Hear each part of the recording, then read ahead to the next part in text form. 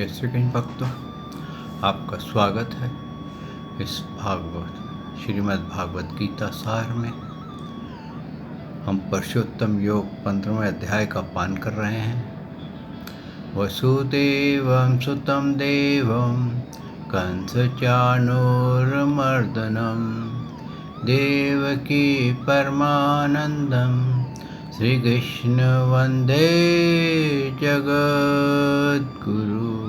श्रीकृष्ण शरणं गोपाल शरणं श्रीकृष्ण शरणं गोपाल शरणं मेरे बांके बिहारी नंदलाल शरणं मेरे बांके बिहारी नंदलाल शरणं श्री कृष्ण शरणं गोपाल शरणं श्री कृष्ण शरणं गोपाल शरणं मेरे बांके बिहारी नंदलाल शरणं मेरे बांके बिहारी नंदलाल शरणं श्री कृष्ण शरणं गोपाल शरणं श्री कृष्ण शरणं गोपाल शरणं मेरे बांके बिहारी नंदलाल शरणं मेरे बांके बिहारी नंदलाल शरणं श्री कृष्ण शरणं गोपाल शरणं श्री कृष्ण शरणं गोपाल शरणं मेरे बांके बिहारी नंदलाल शरणं मेरे बांके बिहारी नंदलाल शरणं। बोल भगवान श्री कृष्ण की जय। श्री नंद के लाला की जय। श्री देवकी नंदन श्री कृष्ण की जय। श्री द्वारकाधीश भगवान श्री कृष्ण की जय। बोल देवादिदेव पूर्ण ब्रह्म भगवान श्री कृष्ण की सदा ही जय। जय श्री कृष्ण भक्तों, हमने श्रवण किया कि संसार वृक्ष जो है ये कितना गहन है और ये 84 लाख योनियों में परिवर्तित हो जाता है। अब ऐसा एक अनुमान है कि अगर एक दिन 24 घंटे पृथ्वी लोक करके अगर आपको एक योनि में रखा जाए तो भक्तों आपको 23,000 वर्ष लग जाएंगे दोबारा मानव योनि में आने के लिए। तो आप समझिए, अगर एक दिन के लिए रखा जाए, अगर आपको ये कहा जाए चलो 84 लाख भोगों पर 24 घंटे की एक योनि, तो कितने समय बाद आपको मानव योनि मिलेगी, वो योनि जो कि मोक्ष का द्वार है।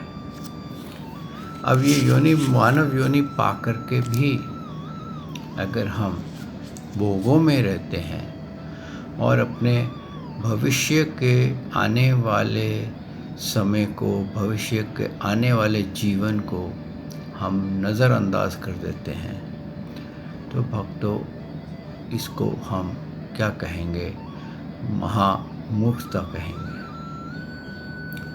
हर एक कोई अपना भविष्य संवारता है। बच्चा स्कूल क्यों जाता है? ताकि उसका भविष्य अच्छा हो। हम अच्छे काम किस लिए करते हैं? ताकि हमारा भविष्य अच्छा हो। हम धन संचित करके रखना चाहते हैं कि हमारा बुढ़ापा, आने वाला बुढ़ापा जो है वो सुखी से बीते।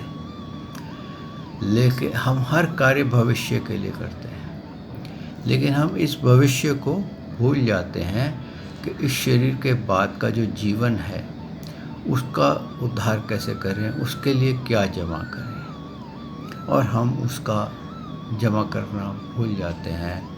और फिर क्या होता है कि हम जीवन मृत्यु के अंदर भटकते रहते हैं, कीट पतंगों की योनियों में चले जाते हैं और उसका आरोप हम परमात्मा पे लगाते हैं। क्यों? कि हमारे को ऐसा प्रोग्राम किया गया है कि मैं सही हूँ और तू गलत है।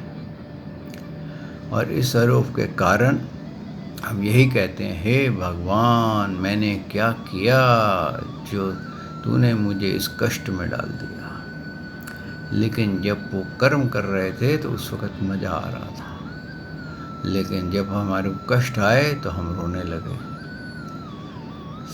तो इस तरह से भक्तों, जो व्यक्ति, भगवान ने अर्जुन जी को बहुत ज्ञान गहरा गहरा करते करते अब ये 15वें अध्याय में उन्होंने पुरुषोत्तम योग नाम का ज्ञान दिया, जिसमें उन्होंने अपने धाम की प्राप्ति के बारे में बताया कि मुझको प्राप्त होकर के जीवात्मा वापस लौट करके नहीं आता, सदा के लिए जीवन मृत्यु के सृष्टि चक्र से मुक्त हो जाता है। कौन से चक्र से? जो कि शरीर धारना और शरीर छोड़ना।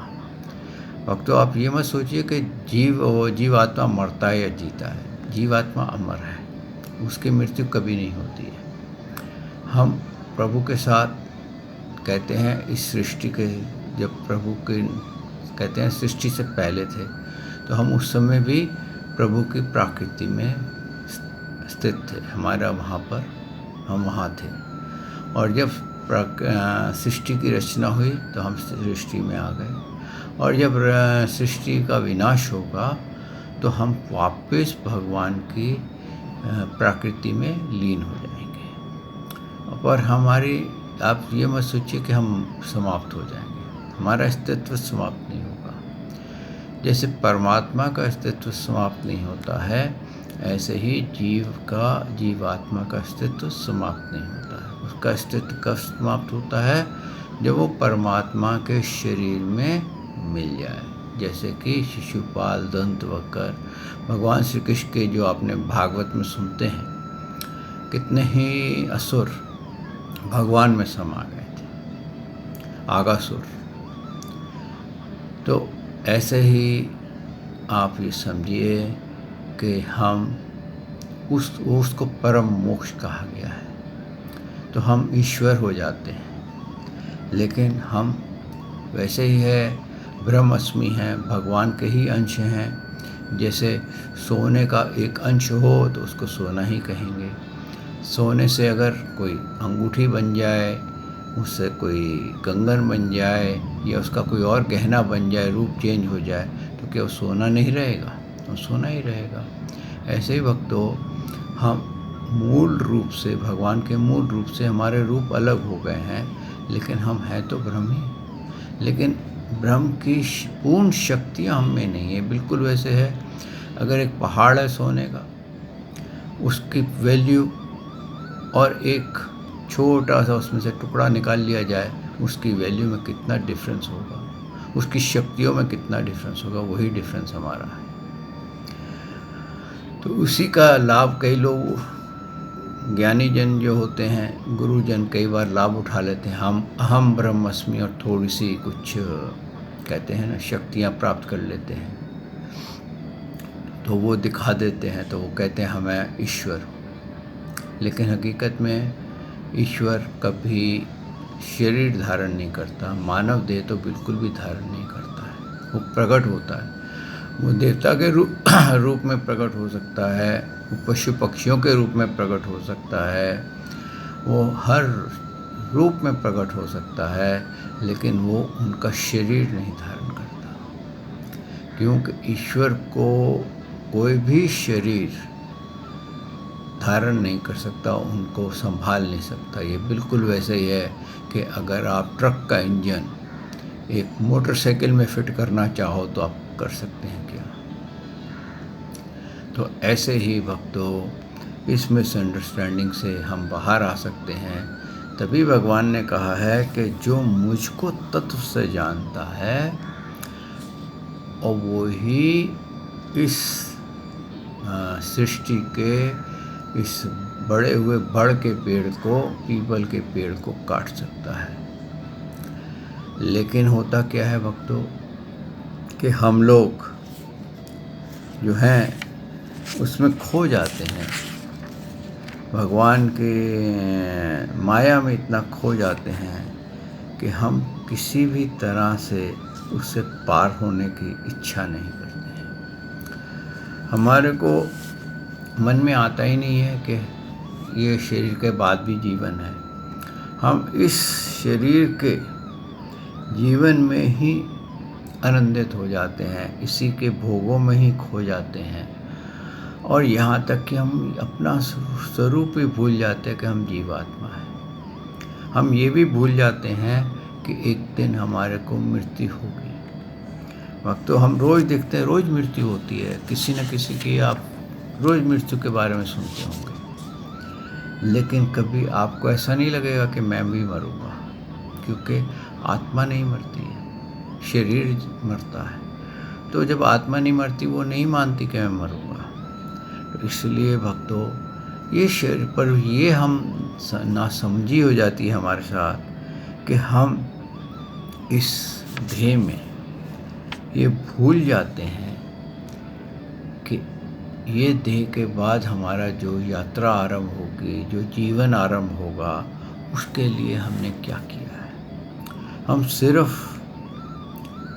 सुनने में अच्छे, कहते हैं ना, कामी कथाएं सुनने में, अच्छे अच्छे गीत सुनने में और भोगों में ही लीन रह जाते हैं। चक्षु से हम सुंदरता देखने के अंदर इतना खो जाते हैं कि उसकी सुंदरता में ही खो जाते हैं। और ये चक्षु के ऊपर एक मेरे को छोटी सी गाथा याद आई, मैं आपको सुनाता हूँ। एक बार एक युवा कॉलेज जाता था और बस लेने के लिए बस स्टैंड पे खड़ा रहता था, तो वहाँ एक युवती आती थी, वो भी कॉलेज जाती थी। तो उसने उसको देखा, उसके मन ने उसको कहा कि ये बहुत सुंदर है, अगर मेरा इसके साथ विवाह हो जाए या मेरी इसके साथ दोस्ती हो जाए तो कितना अच्छा होगा। तो और इससे बात करने की कोशिश करो। अब आप देखिए कैसे इंद्री पकड़ती है।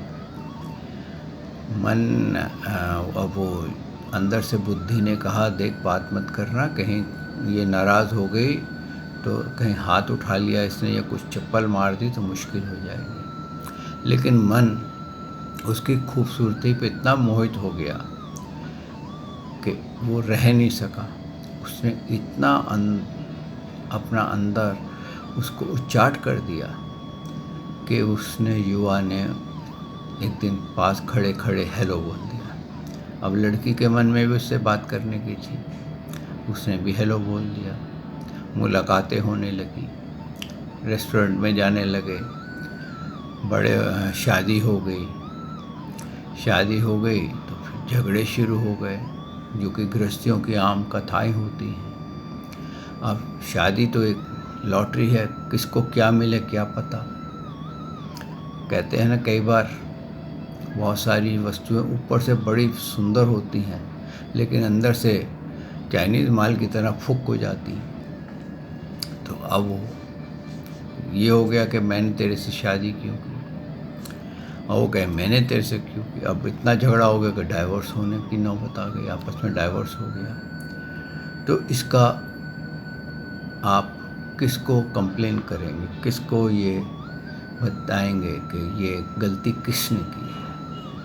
हकीकत क्या है कि सबसे पहले चक्षु इंद्री ने उसका रूप देखा था और उसके रूप में मन मोहित हो गया। तो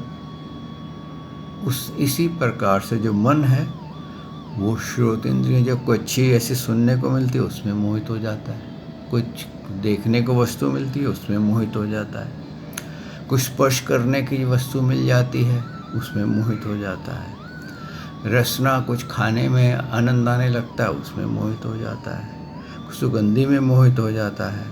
तो इस तरह से ये मोहित हो करके हम जीवात्मा को बंधन में डाल देता है। और इस बंधन से निकलने के लिए भगवान ने कहा है कि वैराग्य चाहिए। और इस वैराग्य के लिए क्या कहा है भगवान ने, ये भी कहा है कि तू कुछ भी कहीं भी चला जा, लेकिन अगर तेरे को जीवन मृत्यु से तू तंग आ गया है, शरीर धारण करने से, बार बार त्रैतापों से और ये योनियों से तू तंग आ गया है, तो तू मेरा चिंतन कर, दृढ़ चिंतन कर और मेरे को तत्व से जान, तो तू इस दोनों प्रकार के तापों से, तीनों प्रकार के तापों से और जीवन मृत्यु से तू मुक्त हो जाएगा। यही कह करके भगवान ने आगे ये भी कहा है कि शरीर को छोड़ते जाते हुए को अथवा शरीर में स्थित हुए को अथवा विश्व के भोगते हुए को, इस प्रकार तीनों गुणों से युक्त हुए को भी अज्ञानी जन नहीं जानते। केवल ज्ञान रूपी नेत्र वाले विवेकशील ज्ञानी ही तत्व से जानते। ये आत्मा कैसे फंसा है, भगवान ने यहाँ ये कहा है कि शरीर छोड़ते जाते हुए कि किसका चिंतन हो रहा था, उससे उसकी ही योनि मिल जाती है। तभी कहते हैं ना, जो कुत्ता पालते हैं उनको अगली योनि कुत्ते की परफेक्ट हो जाती है, क्योंकि उनका चिंतन कुत्ते की योनि में लगता है। और इसका उदाहरण मिलता है भागवत में। श्री भरत जी जो थे, ऋषभदेव, जो कि एक प्रकार से भगवान के अंश रूप से, अंश अवतार कहा जाता है उनको, उनके पुत्र थे और बहुत ज्ञानी थे। और उन्होंने अंत में सब कुछ छोड़ छाड़ करके, राज्य छोड़ करके, भूमंडल का राज्य छोड़ करके गंड की नदी पे एक कुटिया बना करके रहने लग गए थे। और रहते रहते एक हिरण का बच्चा उनको मिल गया और वो हिरण के बच्चे को पाल लिया। उसमें इतना मोह हो गया कि वो हिरण का बच्चा गायब होता था, कहीं घूमने चला जाता था, उनको फिक्र होता कोई इसको खा ना जाए। और जब मृत्यु आए तो ये चिंतन हो गया कि मैं चला जाऊंगा तो इसका ख्याल कौन करेगा। और हुआ क्या कि उनको अगली योनि हिरण की मिल गई। तो भक्तों, ये भूल हो जाती है। हम मृत्यु के समय अपने औलाद के चिंतन में, अपने धन के चिंतन में, अपने पशु पक्षियों के चिंतन में, अपने घर बार कारोबार के चिंतन में जब हमारी मृत्यु होती है तो हम वैसे ही प्रेत योनि या दूसरी योनियों में आ जाते हैं और फिर हम वहाँ से निकल नहीं पाते, क्योंकि दोबारा मनुष्य योनि मिलेगी तो हम निकलेंगे, नहीं तो नहीं निकल पाएंगे। इसीलिए कहा है भक्तों, अगर आपकी इच्छा हो, आप जिसकी मर्जी आए पूजा करो, मैं आपको नहीं रोकता और ना ही कोई आपको रोक सकता है, क्योंकि आप स्वतंत्र हैं। लेकिन अगर आपको जीवन मृत्यु से मुक्त होना है, त्रैतापों से मुक्त होना है, तो भगवान श्री कृष्ण के चौखट पे आपको आना ही पड़ेगा। चाहे आप आज आ जाओ, चाहे अनेकों 84 भोग करके आ जाओ, जब आपका मन भर जाए तब आ जाओ। ऐसा भगवान ने जीव को इंडिपेंडेंट बताया।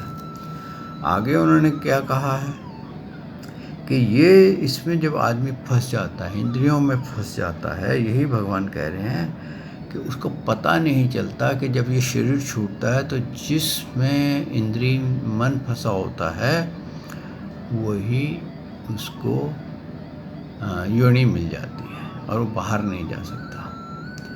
तो इसको अज्ञानी जो होते हैं वो इस रहस्य को नहीं समझ सकते, लेकिन जो ज्ञानी होते हैं वही इस रहस्य को जान सकते हैं। यानी कि ज्ञान रूप नेत्र वाले विवेकशील ज्ञानी ही इसको तत्व से जानते हैं। इसको जानने के लिए आपको ऐसे गुरु की शिक्षा लेनी पड़ेगी, ऐसे गुरु के पास जाना पड़ेगा जो भगवान श्री कृष्ण का खालिस भक्त हो, जो जीवन मृत्यु की मोक्ष की बात करे, यानी कि ओरिजिनल मोक्ष की बात करे। क्योंकि आजकल ऐसे भी है कि हर जिस धर्म में आप जाओगे वहीं पर आपको मोक्ष की बात सुनाई जाएगी, और उनसे ये भी नहीं मालूम कि जिसकी वो पूजा करते हैं वो सत्य में ईश्वर थे भी कि नहीं। वो गुरुओं की पूजा कई करते हैं, वो कहते हैं हमारे गुरु ही भगवान हैं, उन्हीं का ही लोक बन गया है।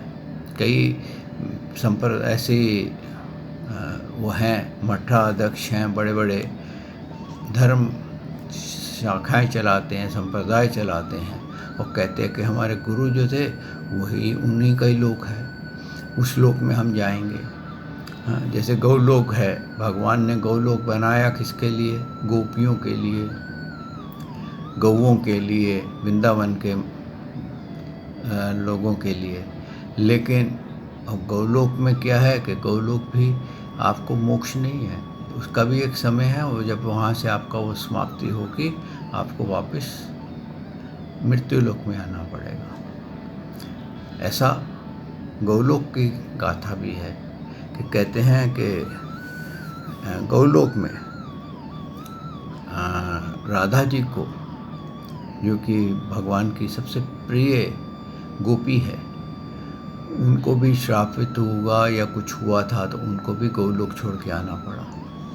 ऐसे ही भक्तों उन्होंने यहाँ पर आकर के वृंदावन में 100 साल तक रही और फिर भगवान को पुनः प्राप्त हुई, फिर दोबारा कहते हैं गौलोक ही चली गई।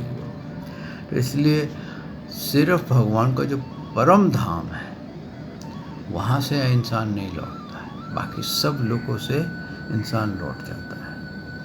आगे भगवान ने क्या कहा है? यतन्तो योगिनश्च एनं पश्यन्ति आत्मनि अवस्थितं यन्तो अपि अकृत आत्मनो न एनं पश्यन्ति अचेतसा। यतन करने वाले योगी जन भी अपने हृदय में स्थित इस आत्मा को तत्व से जानते हैं, किंतु जिन्होंने अपने अंतःकरण का शुद्धि नहीं किया है ऐसा ज्ञानी जन तो यतन करते रहने पर भी इस आत्मा को नहीं जानता है।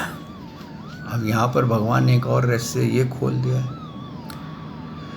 कि हम इस आत्मा का आगे का जो जन्म है, आगे का जो जर्नी है, सफ़र है, उसको सिर्फ ज्ञानी जन ही जानते हैं कि इस आत्मा के आगे भी जन्म होने वाला है। लेकिन अज्ञानी जन सिर्फ भक्ति तो करते हैं, सिर मुंडाते हैं, डंडौते डालते हैं, मालाएं फेरते हैं, विशेष रगड़ते हैं, बहुत कुछ करते हैं, सवेरे 4 बजे से घंटा बजाना शुरू कर देते हैं, लेकिन इंद्रियों के चक्र से बाहर नहीं निकलते और वो ये नहीं जान पाते कि इसके बाद भी हमें जाना है। वो उसी के अंदर ही आनंदित है कि आज हमने इतने डंडौते डाल ली, इतने घंटे बजा लिए, बस अब तो प्रभु हमारे द्वार पे खड़े हो जाएंगे हाथ जोड़ कर के, चलो बेटा तुम्हारा कमरे का मैंने बेड लगा दिया अपने रूम में, अब वहाँ चल के तुम वास करो। तो ऐसा भगवान कहते कुछ नहीं होता है। अपने आप को अंधकार में मत रखो, अपने शुद्धिकरण करो। आगे भगवान ने कहा है कि सूर्य में स्थित जो तेज है संपूर्ण जगत को प्रकाशित करता है, जो तेज चंद्रमा में है और जो अग्नि में है उसको तू मेरा ही तेज जान। यानी कि भगवान ने अब अपना रूप बताना शुरू कर दिया है, अपना स्वरूप बताना शुरू कर दिया है कि मैं क्या हूँ, हर वस्तु में मैं हूँ। और तू सोचता है कि मेरे को तू जान नहीं सकता, तो जो तेज तू देखता है, चंद्रमा में देखता है, सूर्य में देखता है, अग्नि में देखता है, तो तू मेरा ही तेज है। और मैं ही पृथ्वी में प्रवेश करके अपनी शक्ति से सब भूतों को धारण पोषण करता हूँ और रस रूप अर्थात अमृत में चंद्रमा होकर संपूर्ण औषधियों अर्थात वनस्पतियों को पुष्ट करता हूँ। अब तो ये देखता है कि ये वनस्पतियाँ पुष्ट होती हैं, बीज डाले जाते हैं, उसमें से पौधे फूटते हैं, ये सब मेरा ही रस है। यानी कि मैं ही, जैसे जल में रस होता है वो मैं ही हूँ जो ये सारी सृष्टि की रचना कर रहा हूँ। तो उनको देखा कर, तो मुझे याद कर लिया कर कि ये मेरा शक्ति है। देखो अपने आप को कितना सरल प्रभु ने बताया है कि कैसे याद करना है। मैं सब प्राणियों के शरीर में स्थित रहने वाला प्राण, अपान से ही संयुक्त वैष्णव अग्नि रूप होकर 4 प्रकार के अन्न को पचाता हूँ।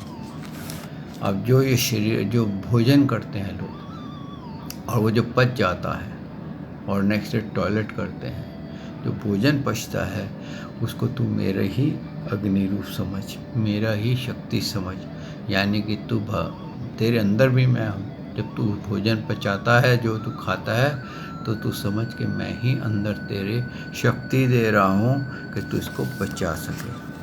आगे भगवान ने क्या कहा है, मैं ही सब प्राणियों के हृदय में अंतर्यामी रूप से स्थित हूँ तथा मुझसे ही स्मृति, ज्ञान और उपहान होता है, और सब वेदों द्वारा मैं ही जानने योग्य हूँ। तथा हे भारत, जो ज्ञानी पुरुष मुझको इस प्रकार तत्व पुरुषोत्तम जानते हैं, वह सर्वज्ञ पुरुष सब प्रकार से निरंतर मुझ वासुदेव परमेश्वर में ही भजते हैं।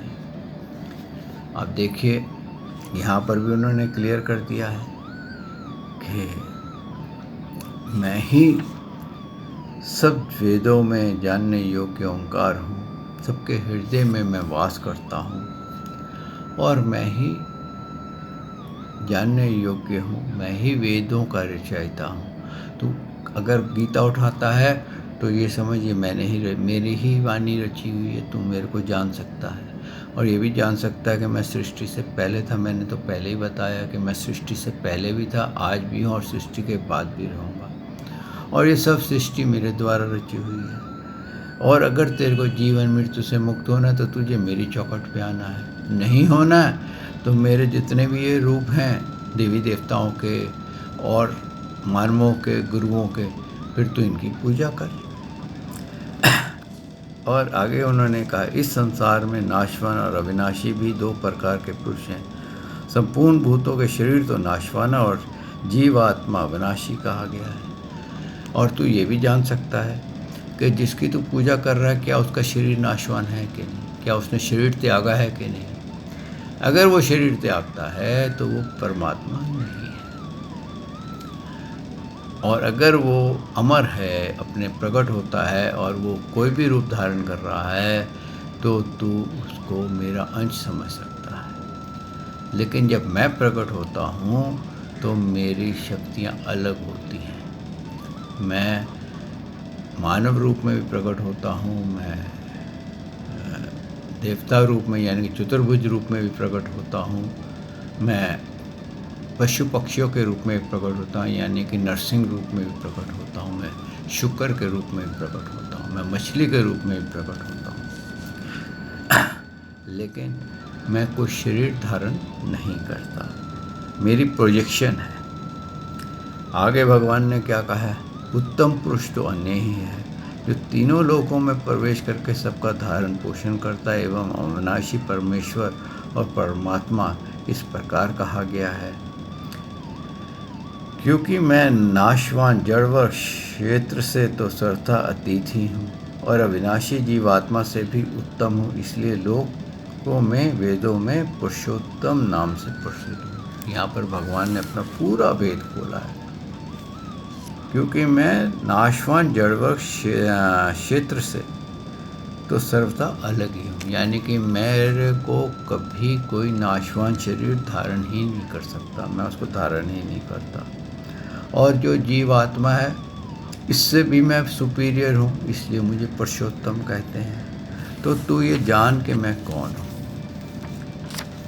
हे भरत, जो अज्ञानी मुझको इस प्रकार तत्व से पुरुषोत्तम जानता है, वह सर्व या पुरुष सब प्रकार से निरंतर मुझ वासुदेव परमेश्वर को ही भजता है।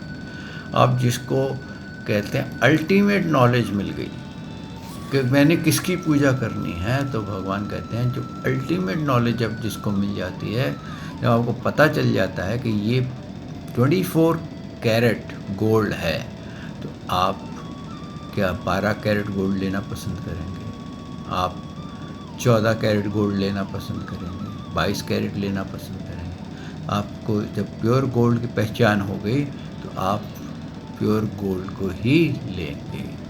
यही भगवान ने यहाँ पर कहा है। आगे क्या कहा है, हे निष्पाप अर्जुन, इस प्रकार ये अति रहस्य युक्त गोपनीय शास्त्र मेरे द्वारा कहा गया है, इसे तत्व से जानकर मनुष्य ज्ञानवान आदि कृतार्थ हो जाता है। अब यहाँ पर भगवान ने कहा है कि जब ये तेरे को अल्टीमेट मिल जाए, फिर इससे आगे तेरे को क्या जानना है, ख़त्म हो गया। सारे वेदों का सार खत्म हो गया। वेदों का मेन जो नॉलेज है वो तुझे मिल गई, बीज मिल गया, और तेरे को बीज मिल गया, और तुझे क्या चाहिए। और भक्तों, इस प्रकार से भगवान ने अपने आप को सबसे सुपीरियर बताते हुए, मोक्षदाता बताते हुए ये पुरुषोत्तम योग बताया है। यहाँ भक्तों इस 15वें अध्याय का विश्राम होता है। मैं वाणी को भी विश्राम देता हूँ। ओम तत्सदिति श्रीमद्भगवद्गीतासूपनिषत्सु ब्रह्म विद्यां योगशास्त्रे श्री कृष्ण अर्जुन संवादे पुरुषोत्तम योग नाम 15 श्रीकृष्णं श्रीकृष्णं श्रीकृष्णं श्रीकृष्ण शरणं गोपाल शरणं श्रीकृष्ण शरणं गोपाल शरणं मेरे बांके बिहारी नंदलाल शरणं मेरे बांके बिहारी नंदलाल शरणं श्रीकृष्ण शरणं गोपाल शरणं श्रीकृष्ण शरणं गोपाल शरणं मेरे बांके बिहारी नंदलाल शरणं। बोल भगवान श्री कृष्ण की जय, श्री नंद के लाला की जय, श्री देव की नंदन श्री कृष्ण की जय, श्री द्वारकाधीश भगवान श्री कृष्ण की जय। बोल देवादिदेव पूर्ण ब्रह्म भगवान श्री कृष्ण की सदा ही जय। जय श्री कृष्ण भक्तों।